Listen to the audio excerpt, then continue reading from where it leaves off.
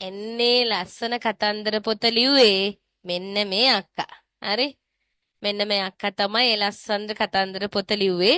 මං ඒක දෙපාරක් විතර කියෙව්වා මැනික. ඇත්තටම හරි මගේ කරනවා සෙතුන්යා. නෑ මගේ චූටි කාලේ ඉඳන් ගෝලෙක් සහ ඔයා දන්නවද පුතේ මගේ ඉස්කෝලෙම චූටි දුවෙක් තමයි මේ ඉන්නේ. ඉතින් මගේ ඉස්කෝලේටත් ඒක ගෞරවයක්.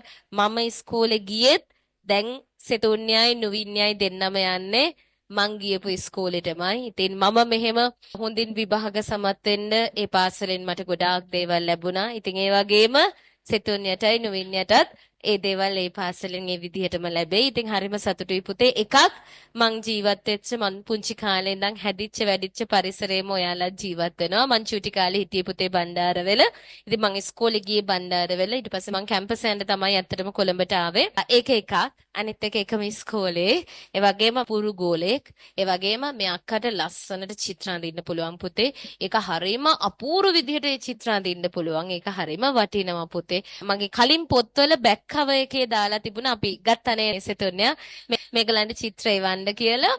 ඒ අක්කලාට මම ඒගොල්ලන්ගෙන් තෝරාගත්ත චිත්‍ර මගේ කවර් පේජ් එකේ බැක් කවර් එකට දැම්මා. පන්තිවල අයියලා අක්කලා හරි සතුටින් ඇගෙව්ව පුතේ සෙතුන්යාලාව. ඉතින් හරි දක්ෂයි. ඒ වගේම මේ කතන්දරාගේ ලස්සන ආගේ බුක් රැක් එකේ තියෙනවානේ. මෙන්න මේ කතන්දර පොත හරිම ලස්සනයි. ඇත්තටම හරිම ලස්සනයි පුතේ. හරි ලස්සනට ලියලා තියෙනවා.